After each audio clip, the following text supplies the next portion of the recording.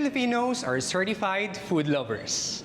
We enjoy preparing food and eating with family and friends, and making twists to a variety of dishes. It is through food that we can express our creativity and showcase the rich Filipino culture.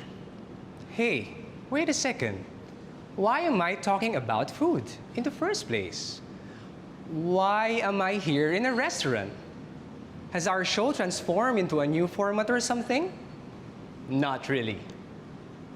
Great day, our dear learners. It's me, Teacher Tony, and welcome to the Chemistry Kitchen. We have come to this place to unleash, once again, the saysay at husay ng inyong mga sarili. Join me in this one-of-a-kind gastronomic adventure as we continue exploring the exciting world of physical science.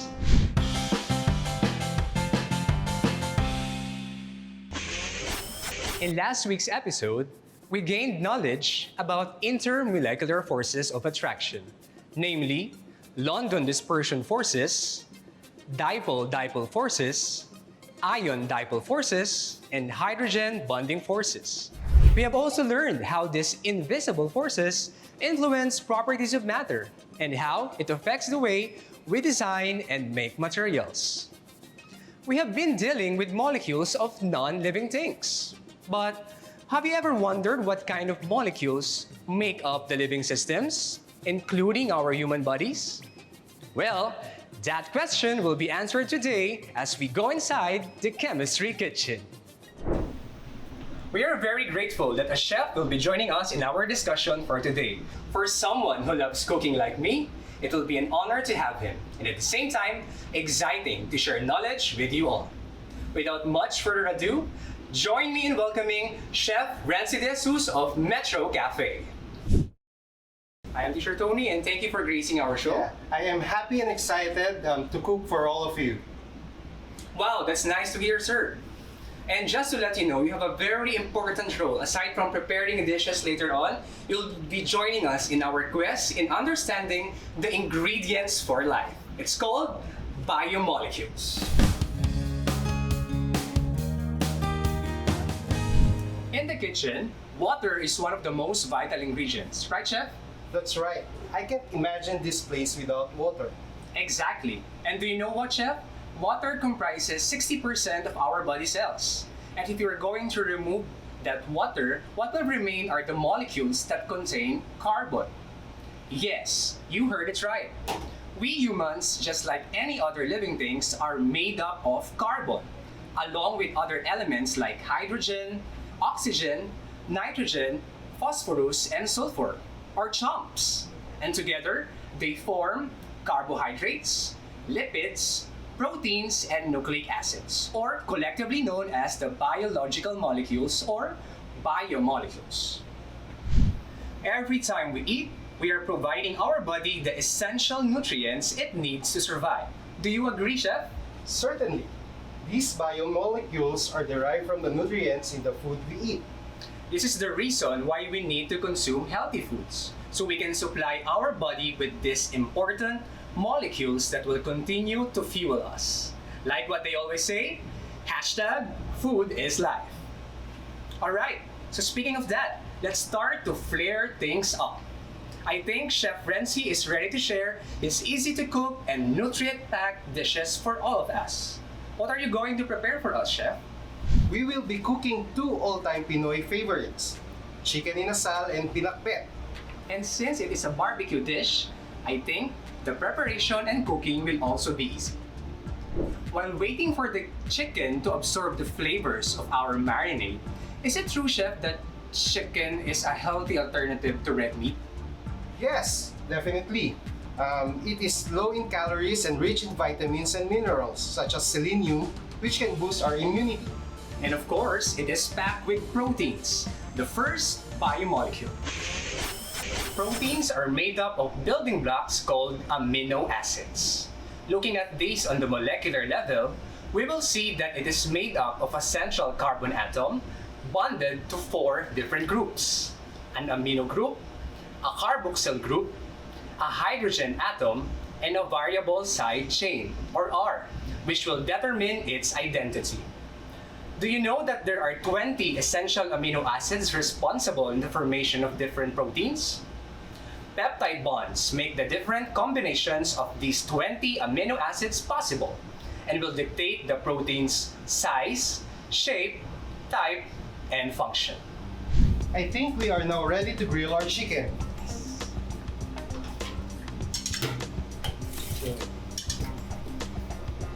You grill it first with the skin side. Okay. Okay. Wow. Okay. So continuously basting it with your annatto oil to keep its moisture. Okay. Okay. Just be mindful of the grilling time, so you will not overcook it.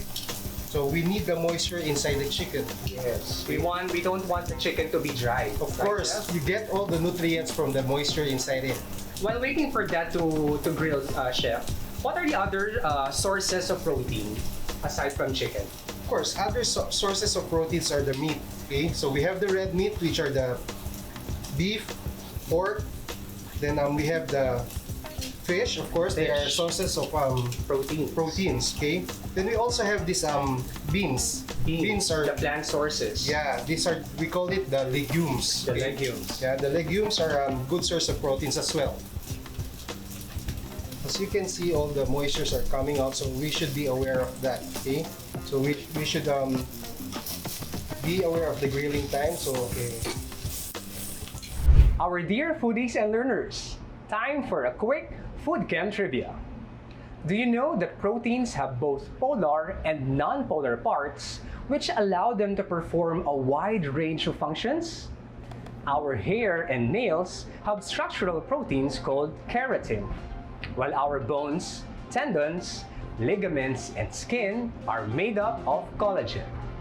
We also have proteins in our body that can act as enzymes that help in biochemical reactions, and antibodies that help combat bacteria and viruses. But how are proteins made? They are constructed through a complex action that is blueprinted and carried out by another biomolecule, the nucleic acids. The DNA or deoxyribonucleic acid and RNA or ribonucleic acid participates in the making of protein chains from individual amino acids, and they form a particular sequence. The process is called protein synthesis.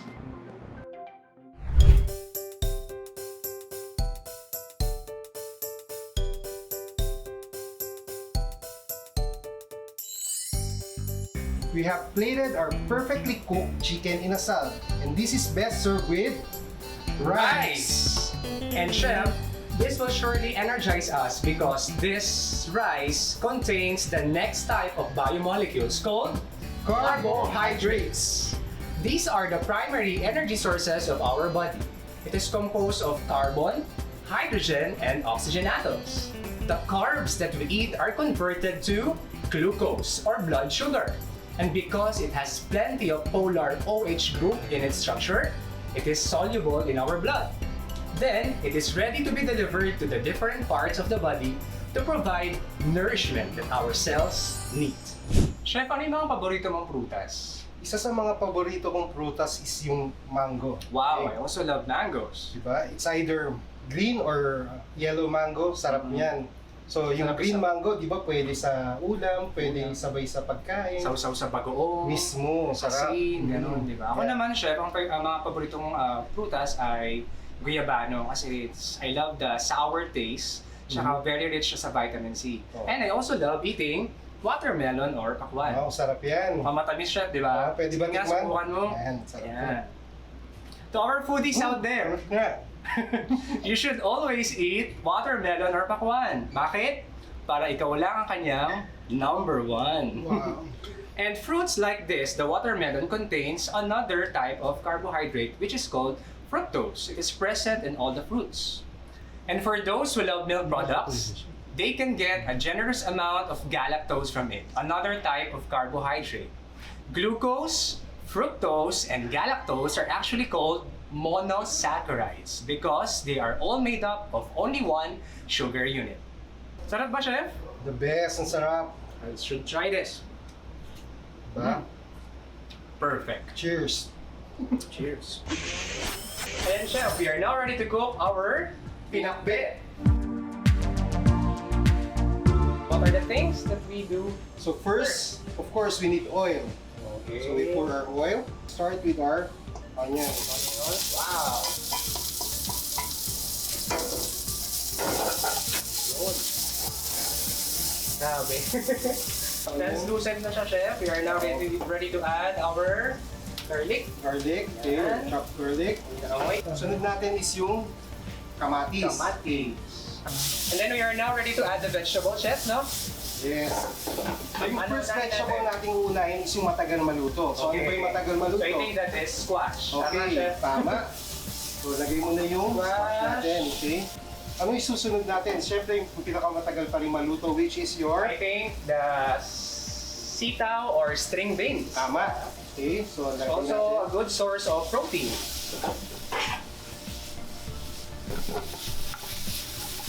So kung yung technique mo ganun siya. We are now ready to add our ampalaya or our bitter gourd. Okay. Chef, totoo ba na para maiwasan yung pait, huwag masyadong haluin? Or Sabi nila, pero ang technique na ginagawa namin is we wash it with salt, okay? Then, our last ingredients our is... last, of course, our eggplants or talong. Our eggplant or talong. Lalagay naman natin is yung asin. We put So we have salt into our vegetables. Okay. So, bakit natin lalagyan ng asin? So, this one, papalabasin niya yung moisture or yung lasa lalo ng Okay. mga It brings out the vegetables. moisture plus the flavor of the food. Yes. Siyempre kapag may salt, sir, Merong merong pepper. pepper. So we have to put some ground pepper.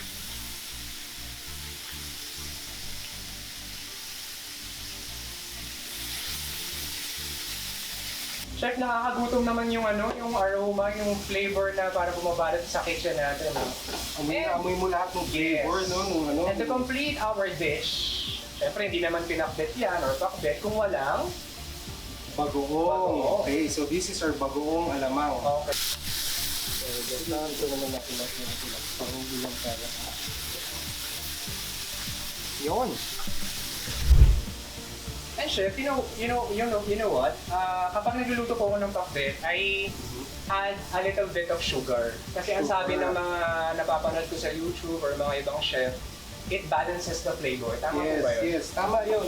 Teach, nilalagyan natin ng sugar para mabalance yung flavor. So, may saltiness ka, meron kang spiciness from the Yes. pepper. Then, we put sugar. Okay? We put sugar. Sugar. And a little, trivia lang, chef, no? Mhm. So, alam mo ba na ang sugar is another type of carbohydrate. So, it's chemically called as sucrose or table sugar. Wow, ngayon ko lang nalaman yan. Yun. Teach Tony Our last ingredient that we will put is, of course, the important thing is the Yes, water. water. Okay. Teach Tony, I guess our binakbet is ready. Yes, looks very good. So, plato na natin to, Perfect. di ba? Yes, let's plate it, chef.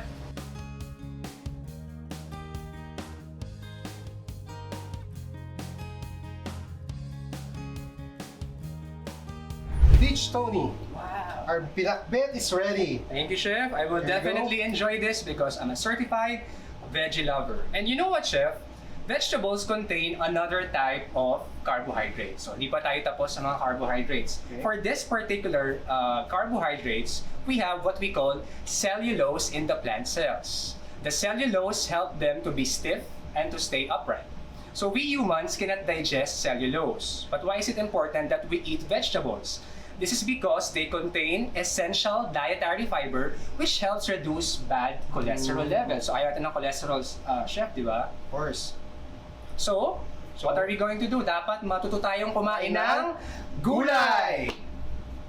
Cellulose is an example of the third type of carbohydrates called polysaccharides. They are made up of long chains or branches of sugar units.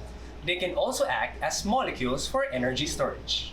Starch is the stored carbohydrate in plants. For animals and humans, the stored carbs is called glycogen. Stored in the liver and muscle cells, it serves as a backup fuel of our body. That is right, Teach. It is really fun working with you because I get to learn interesting facts. So, tara, tikman natin yung ginawa natin. Alright, Chef, let's go. Tara!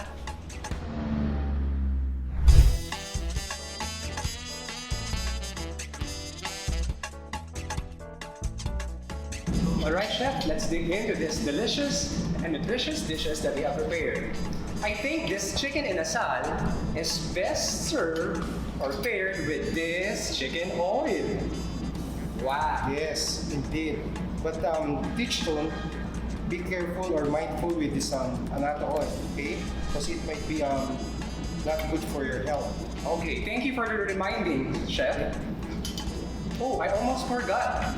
This all reminded me of the third type of biomolecule, which is the lipids. Just like carbohydrates, lipids are made up of carbon, hydrogen, and oxygen. They are made up of repeating units called fatty acids. Lipids may differ in structure, but they share the common property of being hydrophobic or insoluble in water. They lack polar and hydrogen bonding functional groups in their structure. Teach, Ton, Yes, Chef. we often hear about fat and oil. Yes. So, chemically speaking, what are the differences between the two? Nice question, Chef.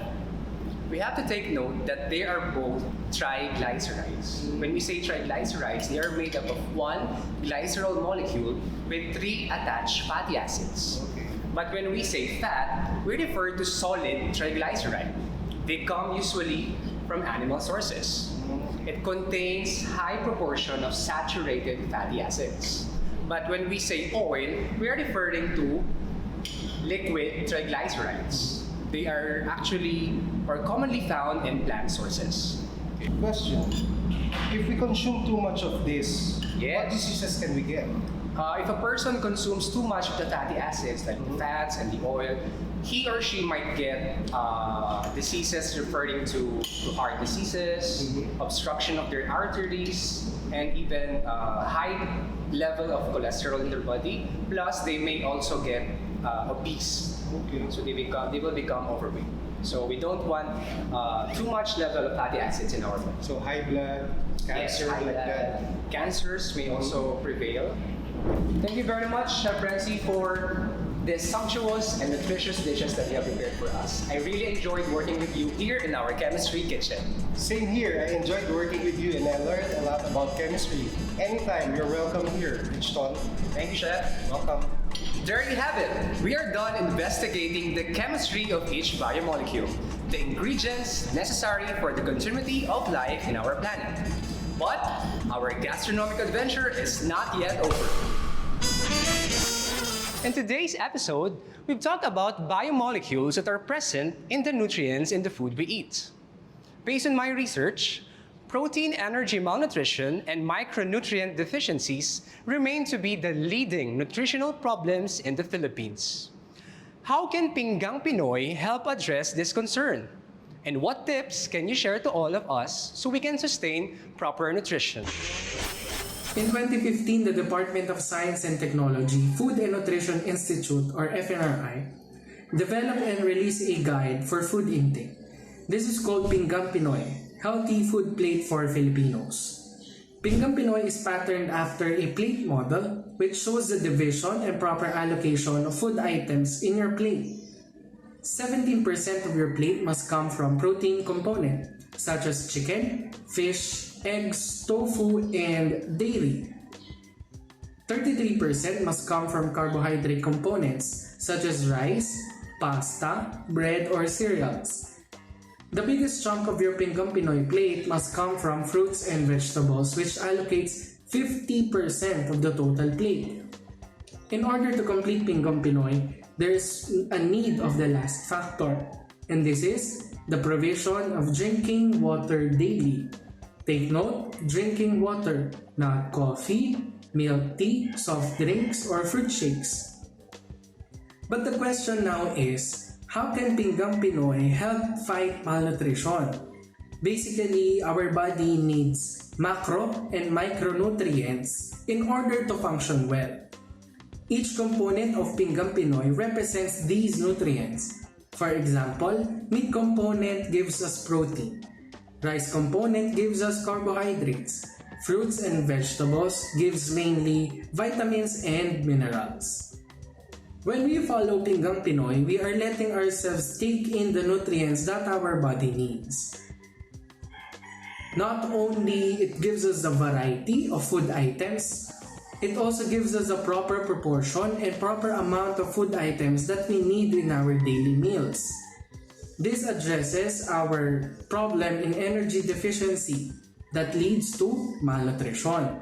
Also, eating fruits and vegetables mainly gives us vitamins and minerals, which are micronutrients.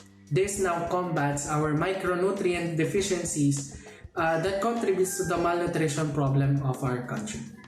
Remember to keep your plate colorful because the more colorful your plate has, the more nutrient that you get. Why?